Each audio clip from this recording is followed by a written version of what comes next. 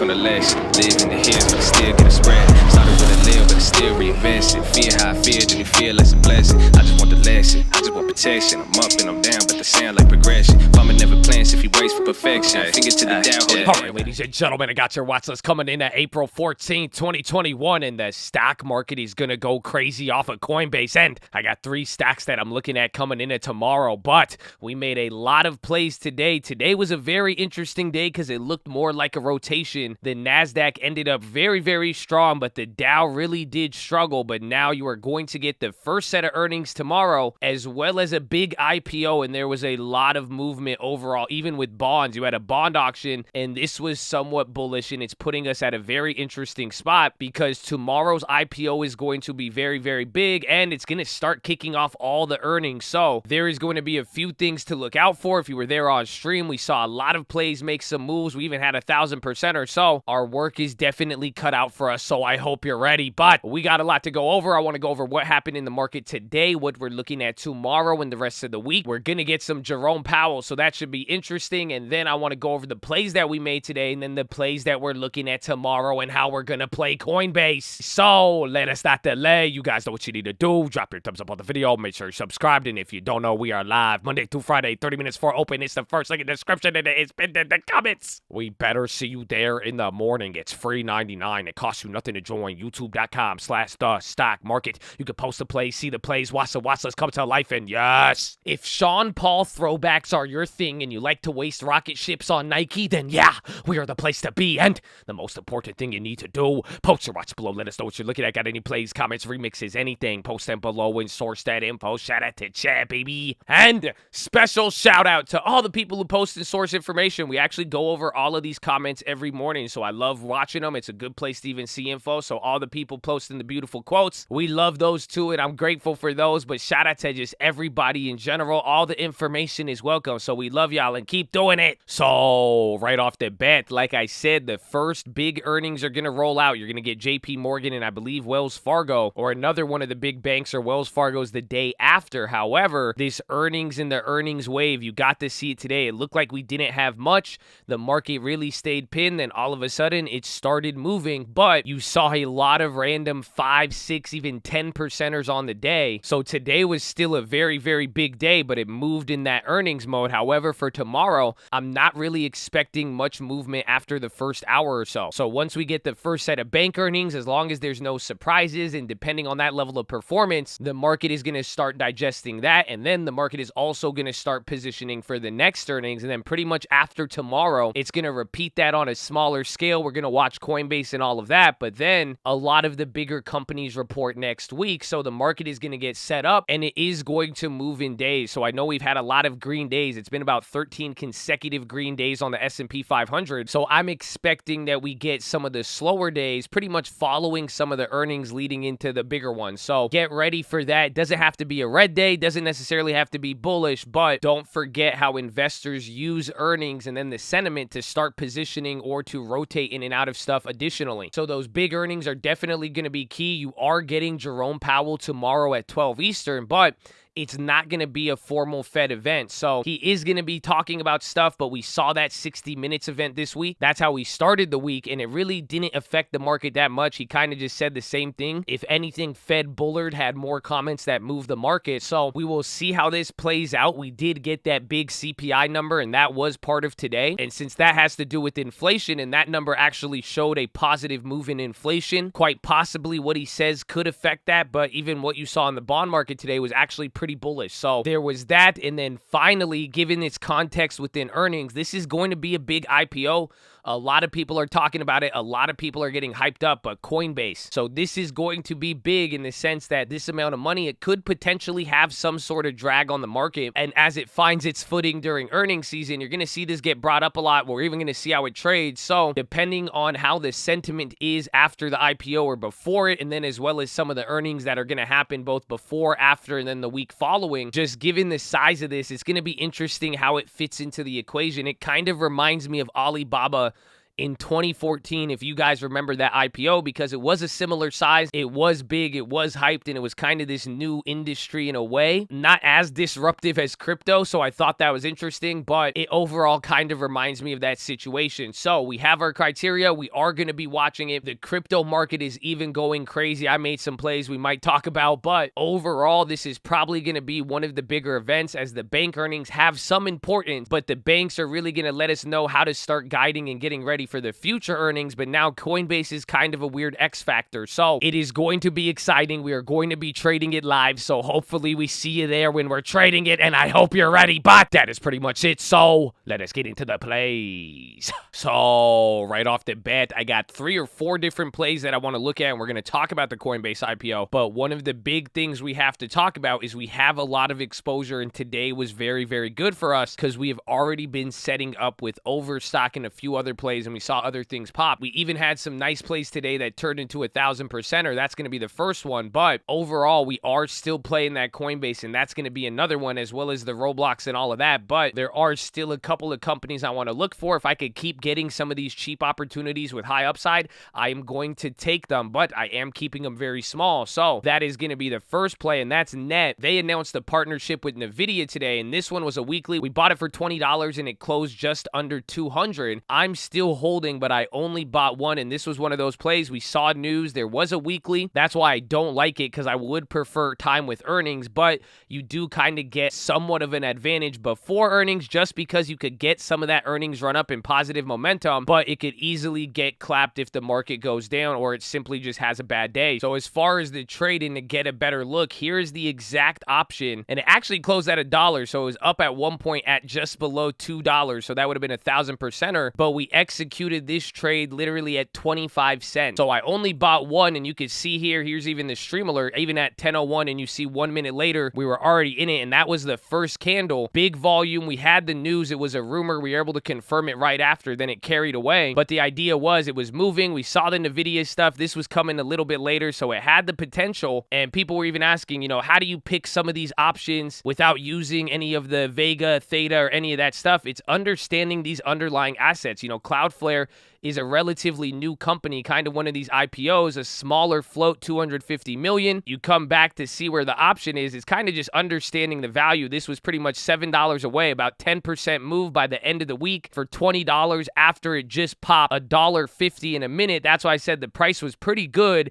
And in this case, the option chain gave it away. If you guys were watching the Snake the Chain videos, it's been a little bit more difficult in this market. But if you watched it live, I was saying it was a little bit weird. It was a little delayed. But the fact was, it had the carrying value, and it was understanding what stocks can actually have the potential to move that much. It could justify this sometimes. Does it mean you can't use Vega, Theta, and all that? Of course you can. But in this case, you could see from getting the news to typing out the stream alert and executing the play, real simple calculations or just understanding what you're buying, the break even on it, where it's supposed to be at the end of the week. And if that underlying asset is an asset that could actually move like that, you could make a quick decision, or sometimes you would need to. But that being said, you could even see with the risk to reward, I only bought one of these trades. So spent $20. It's up there. My plan is pretty much hold this like that Microsoft you saw with lending tips. Only difference is this has till the end of the week. So if it drops below $80 or even where it's at now, if it loses steam, this will start to decay. It just has a lot of momentum in that earnings run up. It doesn't cover earnings, but their earnings is on the way. So that's why I'm saying if it gives it a good step, we might be able to profit. So we'll see, but you'll be watching on stream. I will definitely be managing that play. That is going to be the first one. The second play I'm going to be watching, this was the play from earlier this week, Dash. So that weekly option we bought, it was fluctuating. It went up a little bit, but then it dropped a lot. But DoorDash has been holding up, and then it kind of started to pop and get some of this tech rotation. So if there is a stronger tech bounce, I wouldn't really call it a rotation, more of a bounce, it starts to look a little good. The fact that it's holding up at break even, that contract is either going to die or it's going to rip up. Again, only bought one of those two. So small risk to reward play. You could see if the market surprises and we have these opportunities, could offer higher upside. But if we lose, even Dash and even the net play, that would be like a $50, $60 total. So going to be watching them. I like that play. The next play I'm going to be watching is Palantir for my, I don't know, what do we call them? Whatever. Palantir,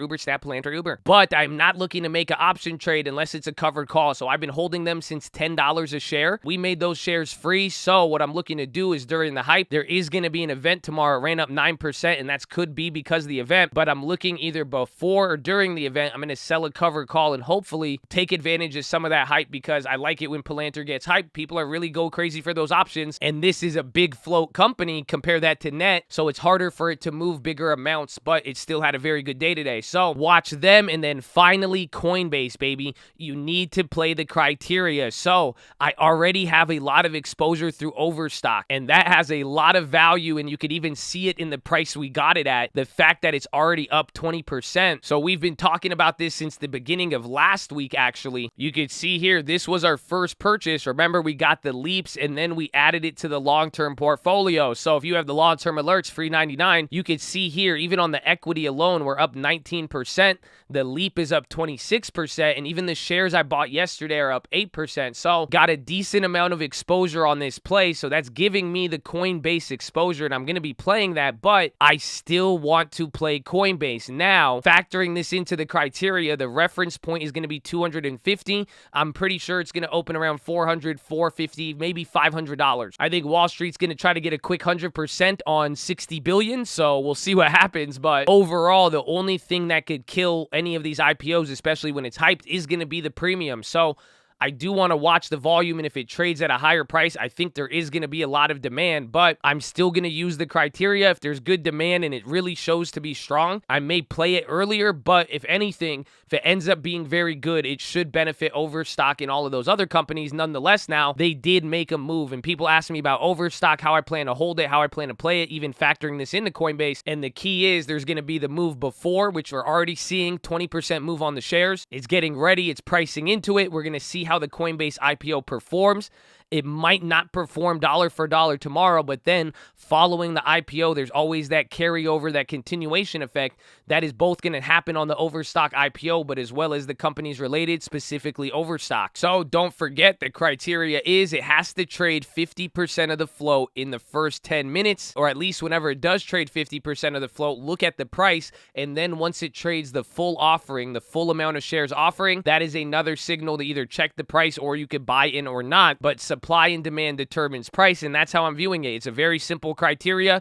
Again, we will be live if you want to watch it, but Bitcoin and everything else is going crazy, so that is going to be a key to watch. I will be keeping my eye on that, so get ready. As far as everything else, I did also make a JP Morgan play, so they're going to be reporting tomorrow. That's why I had to make this play, but why I did it, I don't know if you guys remember these September calls. We got these a while ago. You could actually see that was at the beginning of the year, so 3 months ago at January 4th, we bought these calls, but I bought 10 of them, and then I sold back 8, took profit, made it free, and I just held 2 of these, and they're still up 97%, and we have calls until September. So I figured they have earnings, maybe the premium dies, whatever, so I grabbed $150 worth. These contracts are worth $300 and they're free. We've already collected profit. I said, well, I could turn this into an earning strangle, play both ways, and this 130 is actually where JP Morgan was pretty much by the time it ran up, I believe, or it pretty much went to 130 the day after we bought it, because we got it on the 4th, that first day of the year, and you can see right here, that's the 130. So this is about 2 standard deviations. It's actually kind of likely with 37 days of time. So I figured it could allow me to have earnings.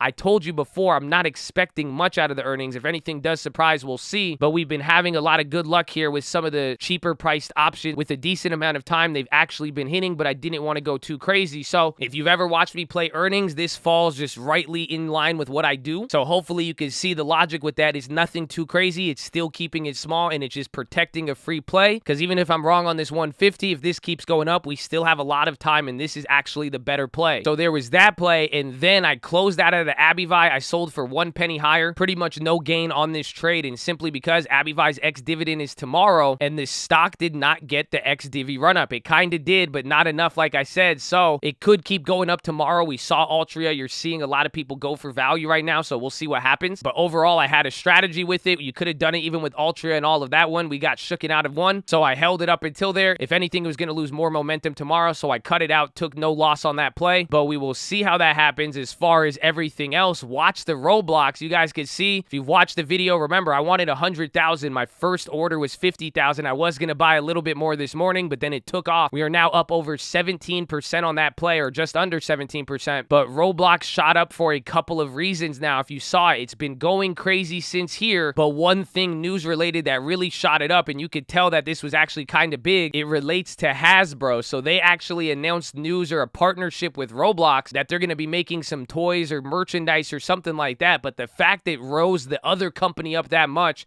it says a lot about the licensing abilities and the worth of Roblox here, but they shot up. And then another thing, I posted this on a YouTube short in the TikTok, but Nancy Pelosi also bought into Roblox. So she exercised $3 million worth of Microsoft, but she also bought 10,000 shares of Roblox. So surprisingly, a lot more people are not talking about this as I would expect it, because last time Nancy bought Tesla and Disney, people went a little bit crazy, but people reacted late. And why? And now a lot of people are even saying, wait a minute though, she bought this a month ago. The transaction date was IPO day. So why is that? Because her last filing for the other ones was on March 9th. She already reported for that 1 month basis. Pretty much after any changes of that date, you have 1 month to report. So this was signed by her on April 9th. That was Friday. And then you had Monday yesterday. It wasn't really talked about. And then today as well. So there's only been 2 days. So even if she bought on day 1, the first real day anybody could have figured this out was on Friday. And even Friday and Monday, there wasn't really a reaction to that. So you could argue its effect on the stock. I just think it's an interesting piece of news, and I always like to have another good investor added to the list with Roblox. So further supports my thesis with it in general, but that's also a cool piece of news. I am going to be holding Roblox. People ask what I want to do with it. I still have all those shares. Once it gets to maybe 50%, I could consider possibly making it free, and that's only if it does 50% in a short amount of time. Otherwise, I do plan on holding this for a pretty long time. I'm not really too concerned with price. Nonetheless, though, there was a lot of call activity, and this is probably going to be active. It's breaking all those key levels, giving me some real Airbnb vibes, so we'll see how that plays out. So watch them. Watch SAP. We got those contracts, I believe, last week or the beginning of this week, but those contracts were cheap. Remember, they held up and they had all that, but they shot up after hours here as the company raised their forward outlook, and the reason why they dropped was dropping their forward outlook. So fast forward 6 months here, and even some of that news that we played it off of, they're looking good, so I think that'll have a good continuation. And just the fact that those contracts actually just held up throughout all of this, and especially because they have time and earnings, this is actually going to be probably a really good play. We still have those 165s, and even in the midst of the pop drop, the news and all of that, they were up like 5-10%, but even though they're saying they're break even now, these should open up pretty decent, but a lot of that is probably going to depend on the continuation with this stock in general. So watch them. I really like that play. We're already positioned, going to be holding the net. Palantir, like we said, and then MSTR, Bitcoin, Ethereum, all of that went crazy. I actually like them. Remember, they profit a lot off of the move on Bitcoin because they have a lot in their treasury. If anything, they're kind of lagging the move. It looks like they've been brought down with market pressures. That's why they probably outpaced Bitcoin and everything else so much. They pretty much move like an altcoin today, and that's what some of you guys were surprised about. I actually made a purchase on a altcoin yesterday, so if you want to know about it, come talk to me on stream. I do not want to pump it, and there's a lot of big logic behind it. So, well, big, little, you could call it what you want, but in general, the crypto space is getting a lot of activity if crypto keeps moving, and if it responds well to the Coinbase IPO, MSTR is definitely going to be in the conversation. So watch them, watch Abivai, like we said, DoorDash, Netflix. I really like. They were a little bit weaker compared to the NASDAQ, and it looks like they could be setting up for earnings here. So be careful, because if you see the NASDAQ and a lot of these big companies move and then Netflix stops, that is going to set up before earnings. So if it stops moving now, that means the earnings move is done, or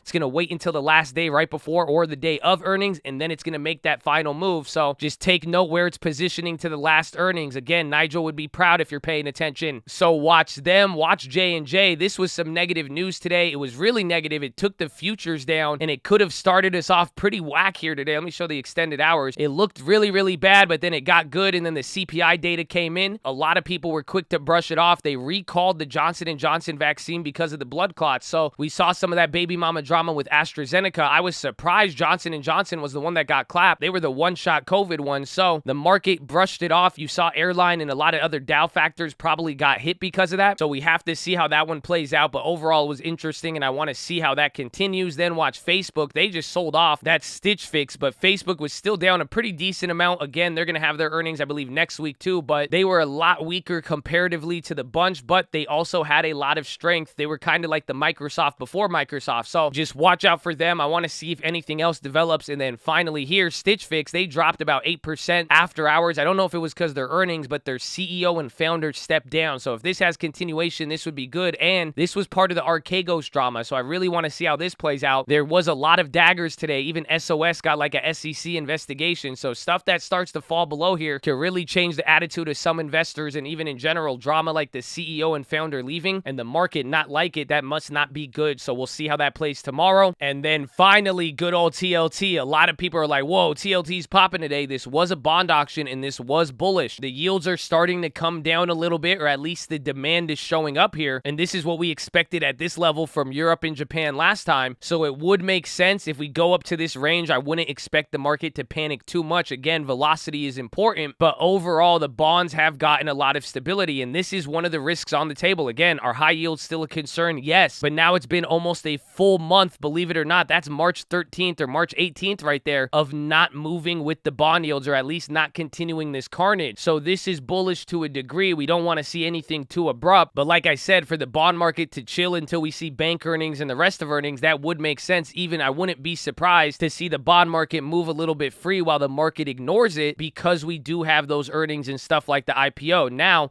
those risks are still on the table, but this is what's making a lot of these run-ups and melt-ups so confusing. You're seeing this momentum, you're seeing earnings. People are saying, wait a minute, I thought bonds were a worry. They were, because remember, we were scared here and the market was reacted. So now that it's not going down, this was more scary than this right here. This is actually calming down, like, okay, whoo, it's not as bad as we thought. There was a little diarrhea. You thought you had COVID. You thought something really bad. You thought it was cancer or something. WebMD on the bonds was looking really bad. So now that it's chilled out for a month, the market's able to relax a little bit, but anything could happen. And that's why it's called the black swan. A lot of people are talking that, but it would have to be something really, really surprising. So watch the global events. Pretty much the two big things I'm seeing. If our dollar gets too weak, and today was even bullish again with Bitcoin and all that, the dollar's dropping. As long as you don't see a huge run up, this is kind of good. But if the dollar gets too weak, that could add pressure to China. But then there's also what's going on with oil, but mainly Russia and Ukraine, and how that could develop. But that stuff develops slow. And if it does develop, you will see something happen. And then bonds in the dollar will react. And like I'm saying, if it happens during earnings mode, then we'll really get a signal here. But until then, this is actually chill until acted upon by an equal or opposite force. So I hope you're ready and paying attention. But that is your watch list, ladies and gentlemen. Make sure hydrate, healthy, ready to go. Make sure you post your watch list. Make sure we see you there in the morning. I need the armor on. I need the helmet shining. I need you to know if you've been wrestling, you've been chosen, baby. But the Cole loves you. I love you. I'm gonna see you in the morning. Let's go.